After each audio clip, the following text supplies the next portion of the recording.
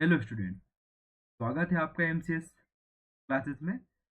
जैसा कि last night को आपका रिजल्ट आया, ठीक है, आपको रिजल्ट भी आपके पता चल गए होंगे। और मेरी हार्दिक शुभकामनाएं जिनका प्री निकला है, लेकिन हाँ, उतनी ही संवेदना और उतने ही समानुभूति है मुझे जिनका प्री नहीं निकला है। ठीक है। और आज हम उन्हीं के लिए अपना सेपरेट लेक्चर लेके आए हैं। ठीक है। क्यों हम बाउंड्री में रुक जाते हैं और क्या वो वजह है जिससे हम एक दो नंबर से हमारा क्या नहीं निकलता है, प्री नहीं निकलता है या प्री रुक जाता है। दोनों लाइन का एक ही मतलब है, लेकिन दोनों लाइन के अलग अलग संदर्भ भी है। ठीक है, अर्थ है। क्लियर। चलिए, अब देखते हैं कि क्या वो रीजन है जिससे हम लोग बाउंड्री में रुक जाते हैं। उससे पहले मैं आपको कट ऑफ बता दूं। कट ऑफ क्या रहा है। ठीक है। यूआर की बात करें हम लोग, मेन लिस्ट 80 नंबर। ठीक है। ओबीसी की बात करें 78 मार्क्स। ईडब्ल्यूएस की बात करें 77 मार्क्स। एससी की बात करें हम लोग तो 74 मार्क्स। एसटी की बात करें 70 मार्क्स। ये क्या है, कट ऑफ है मध्य प्रदेश लोक सेवा आयोग की प्रारंभिक परीक्षा 2024 का। ठीक है। और पार्ट बी यानी कि प्रोविजनल लिस्ट का कट ऑफ क्या है। ओबीसी रहते हैं इसमें और कौन रहता है, यूआर रहता है। क्लियर। ओबीसी का कट ऑफ कितना गया, 77। यूआर का कट ऑफ गया 78 या 9 गया। ठीक है। ये है क्या, कट ऑफ। ठीक है। अब देखिए, अब बाउंड्री होती क्या है। यदि मैं 80 की बात करूं तो 79 और 78 और 75, 75 से लेकर 78 बाउंड्री होगी किसकी, 80 की। ठीक है, 79 78 तक की। लेकिन जब आपके 79 और कितने नंबर आ रहे हैं, 78 नंबर आ रहे हैं, यानी कि आपका एक और दो मार्क्स से क्या रुक रहा है, प्री रुक रहा है। ठीक है। इसका एकमात्र और दो एकमात्र रीजन की मैं बात करूं, आपने मेंस अभी तक उतने अच्छे से नहीं पढ़ा है। मैं क्यों इतने एक्सपीरियंस से कह रहा हूं, जब मैं अपने स्टार्टिंग के साल की बात करता हूँ, जब मैंने पहला प्री दिया था तो केवल मैंने प्री पढ़कर प्री दिया था। ठीक है, क्या पढ़कर, प्री पढ़कर प्री दिया था। तो मेरा प्री क्वालिफाई नहीं हुआ। ठीक है। जब मैंने दोबारा प्री दिया 2019 का, तो भी मेरा प्री क्वालिफाई नहीं हुआ। क्यों, क्योंकि मैं अब तक के क्या पढ़ते हुए आ रहा था, प्री ही पढ़ते आ रहा था। ना ही मैंने मेंस का सिलेबस देखा था और ना ही मैंने ऐसी कुछ ऑथेंटिक किताबें पढ़ी थी जिससे कि मेरा प्री निकले। लेकिन हाँ, 2019 के बाद फिर मैंने मेंस पढ़ा, क्योंकि इसी चक्कर में कि हमारा प्री निकल जाएगा 2019 का, लेकिन नहीं निकला। इसी चक्कर में हमने 2019 का पूरा मेंस पढ़े लॉकडाउन में। ठीक है। उसके बाद जब 2020 का पेपर हुआ, हमारा प्री भी निकला। ठीक है। क्यों, क्योंकि मेंस पढ़े। तो ये सभी के साथ होता है। अधिकांश लोग, अधिकांश क्या मैं कह सकता हूँ कि 95% जो लोग होते हैं वो मेंस पढ़कर आते हैं प्री देने। ठीक है, कि वो पहले 2-3 महीने मेंस पढ़ चुके हैं और फिर इसके इसके पश्चात 1-1.5 महीना उन्होंने क्या पढ़ा है, बढ़िया से इत्मीनान से प्री पढ़ा है। और प्री में भी ऐसे उन्होंने कुछ सब्जेक्ट बाइफरकेट करके रखे हुए हैं जिनको वो अधिक ध्यान देते हैं। जैसे बात करूँ एमपी, एमपी उन्होंने बहुत डिटेल पढ़ा पढ़ा होता है उन्होंने। ठीक है। एमपी को ऐसा पढ़ते हैं वो लोग कि यहाँ से कोई भी क्वेश्चन आए वो उनसे बनते ही हैं। ठीक है। जैसे कि इस बार पूछा था सौंदर्य अभिलेख, तो सब जिन्होंने पढ़ा होगा डीपली उनसे बना होगा, जिन्होंने नहीं पढ़ा होगा उनका तुक्का लगा होगा। ठीक है। तो वो भी क्यों तुक्का लगा है, क्योंकि उन्होंने क्या पढ़ा है, मेंस पढ़ा है। तो वो एक दिमाग लगा सकते हैं कि सबसे ज्यादा तुमको मध्य प्रदेश में इंक्रिप्शन आपको मिलेंगे तो कहाँ के मिलेंगे, मंदसौर के ही मिलेंगे। क्योंकि मंदसौर उस टाइम पे अत्यधिक फेमस था। कौन किसके लिए फेमस है, दसपुर अभिलेख। ठीक है, आप देख लीजिए, दसपुर अभिलेख आपके प्री के पेपर में आया था। उसके लास्ट ईयर भी दसपुर अभिलेख पूछा था। क्यों पूछा था, तो ऐसा कौन सा इनक्रिप्शन है जो एडवर्टीजमेंट करता है, यानी कि विज्ञापन करने वाला अभिलेख कौन सा है, दसपुर अभिलेख है। और इस साल भी वही क्वेश्चन आया और वहीं से एक छोटा सा अभिलेख मिलता है, सौंदर्य अभिलेख। जब आप दसपुर अभिलेख पढ़ते हैं तो आप सौंदर्य अभिलेख के बारे में भी पढ़ते हैं। ये आपको कॉमन सेंस लगाना होता है। ठीक है, कब लगता है आपका ये कॉमन सेंस, जब आपने मेंस अच्छे से पढ़ रखा है। ठीक है। और दूसरा चीज, अब इस प्री के नहीं निकलने का एक और कारण है जो मैं आपको शेयर करूंगा। हो सकता है ये मेरे लिए बहुत अच्छा हो, लेकिन आप इसे नेगेटिव सेंस में नहीं, लेकिन मैं आपको सही करके बताता हूँ। ठीक है। देखिए, टोटल पोस्ट कितनी थी? 110 पोस्ट थी। ठीक है। तो आप जिस भी कोचिंग संस्था, जिस भी टेस्ट सीरीज से आप अटैच हैं, जुड़े हुए हैं, ठीक है, उन्होंने क्या बोला कि 110 पोस्ट है। आपके माइंड में फिक्स कर दिया 110 तो केवल कम पोस्ट होती है ना। उन्होंने ये नहीं बताया कि आप तो अकेले हैं ना। अब आपको तो पूरा कुनबे को सिलेक्ट नहीं करना है, आपके वंश को। ठीक है, आपको तो स्वयं सिलेक्ट होना है, तो आपके लिए तो एक दो पोस्ट भी काफी है ना। लेकिन आपको कोचिंग वाले ने क्या बताया? 110 पोस्ट है। तो आपको क्या करना है? उन्होंने क्या बताया? आपको 90, ठीक है, 80, मतलब 85 से लेकर के 90 क्वेश्चंस आपको क्या करने? करेक्ट करने हैं।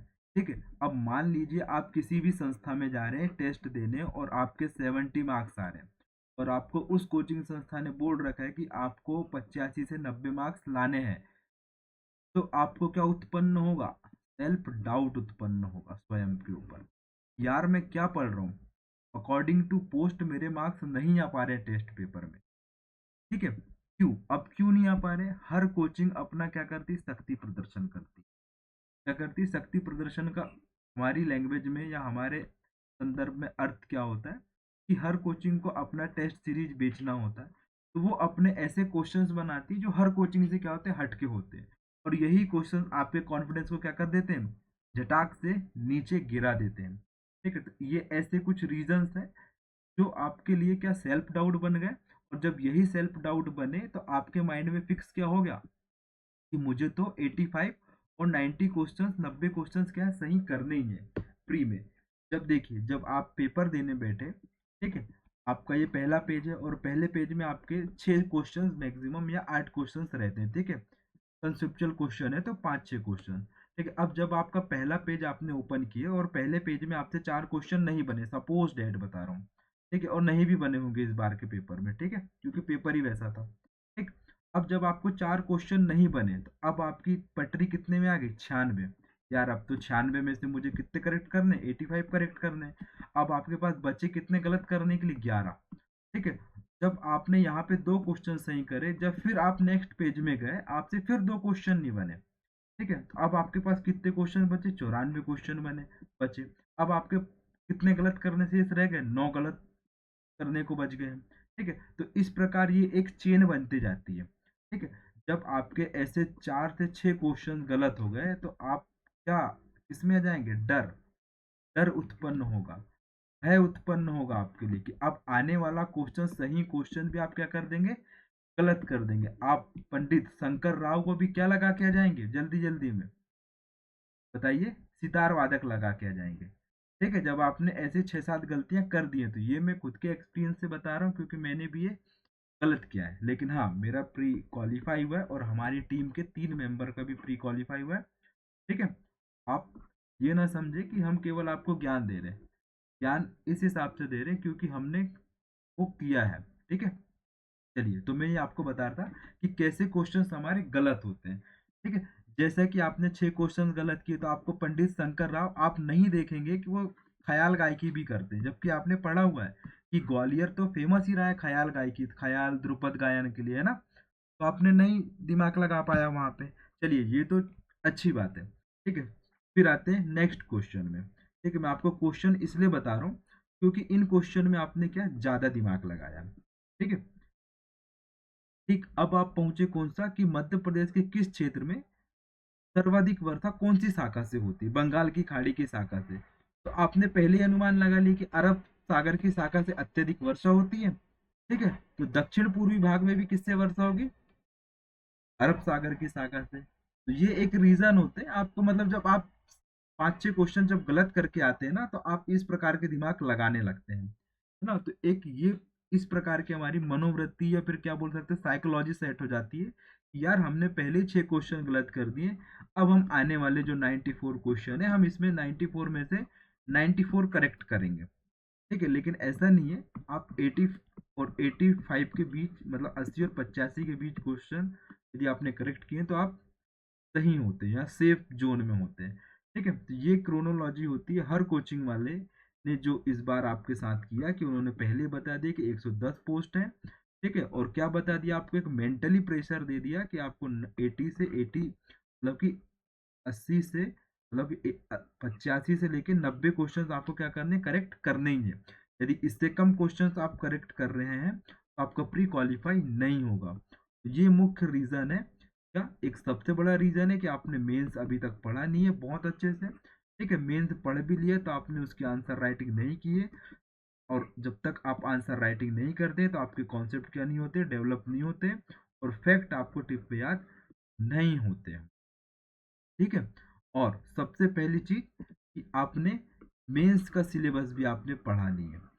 ठीक है, जब आपको मेंस का सिलेबस याद होता है तो आपकी 30 से 40% चीजें वहीं पर क्या हो जाती है, सॉल्व हो जाती है। कि आपको चलो सिलेबस टिप पे याद है तो आप सिलेबस के आधार पे क्या करेंगे, अपनी तैयारी स्टार्ट करेंगे। ठीक है, आप प्री का सिलेबस उठा के देख लीजिए, मेंस का सिलेबस उठा के देख लीजिए, आपको वहाँ लिखा रहेगा किसी भी योजना का। ठीक है, जैसे लास्ट ईयर क्वेश्चन आया था आयुष, आयुष का फुल फॉर्म बताएं, तो यार जब आप मेंस का सिलेबस पढ़ेंगे तो आपको आयुष का फुल फॉर्म मालूम रहता है कि आयुष मतलब आयुर्वेद, योगा, यूनानी, सिद्ध और होम्योपैथी। पूछा था, आप देख लीजिएगा 2023 या 22 के पेपर में आया था। ये सब कहाँ से, मेंस के सिलेबस जब आपको टिप में याद होता है आपके 2 से 5 क्वेश्चन करेक्ट होने की प्रोबेबिलिटी क्या हो जाती है, बढ़ जाती है। ठीक है, अब आपको करना क्या है। ठीक है, ये तो आपकी कमियां हुई कि आपने ये चीज किया है। ठीक है, और ये चीज आपके द्वारा करवाई गई है, किसके द्वारा, कोचिंगों के द्वारा, है ना। अब आपको करना क्या है, तो सबसे पहले आपको करना क्या है, सबसे पहले तो आप 2024 का सिलेबस उठाइए और एक फोटोकॉपी अपने पास हमेशा रखिए। जिस प्रकार आप अपने पास फोन रखते हैं उसी प्रकार आपको सिलेबस रखना है। ठीक है, और जब भी आपको टाइम मिले मॉर्निंग में सबसे पहले उठ के सिलेबस देखना है कि सिलेबस में हमारे है क्या, और हम किस अप्रोच से उसको कवर करें, कौन से ऐसे नोट्स पढ़ें जिससे हमारा सिलेबस क्या हो, कवर हो। ठीक है, दूसरी चीज, अब आपको करना क्या है, मेंस पढ़ने के लिए आपको क्या, ऑथेंटिक किताबें उठाना है, क्योंकि आपके लिए 2025 का आप प्री देंगे। ठीक है, तो आपके पास कितने महीने, 5 से 6 महीने हैं। तो आप मेंस उन किताबों से पढ़ें जो ऑथेंटिक हो। ठीक है, और मैं ये कहूँगा कि सबसे ज़्यादा आपको मध्य प्रदेश में फोकस करना है, एमपी में। ठीक है, एमपी के क्वेश्चंस आप देख लीजिए कितने डिटेल्ड क्वेश्चन थे, है ना। उन्होंने पूछा भी था ना, क्या क्वेश्चन था, कोहबर चित्रकला पूछी थी उन्होंने, किस समय की करी जाती है करके। ठीक है, याद होगा आपको। और एक गम्बत नृत्य पूछा था, गम्बत नृत्य के सूत्रधार किसे कहा जाता है ना। तो देख लीजिए आप क्वेश्चंस का लेवल कि कितना डिटेल में मध्य प्रदेश वो लोग पूछ रहे हैं। और इतना ही डिटेल में आपको जब मध्य प्रदेश पढ़ना है तो चलिए मैं आपको बताता हूँ मध्य प्रदेश किन किताबों से आपको पढ़ना है। सबसे पहले तो कमल शर्मा जी की आपको हिंदी ग्रंथ एकेडमी की ज्योग्राफी की किताब लेनी है। उसमें आपको ज्योग्राफी के साथ साथ ट्राइब, ट्राइब के साथ साथ आपको मिलेगी एमपी की इकोनॉमी, और इकोनॉमी के साथ मिलेगी आपको वहाँ पे एमपी का पॉपुलेशन, जनसंख्या। ये टॉपिक आपके कवर हो जाएंगे। और ये ऐसा नहीं कि केवल प्री का कंप्लीट हो रहा है, ये आपका मेंस के लिए भी आईएमपी है ना। मतलब मेंस भी आपको इसी किताब से पढ़ना है।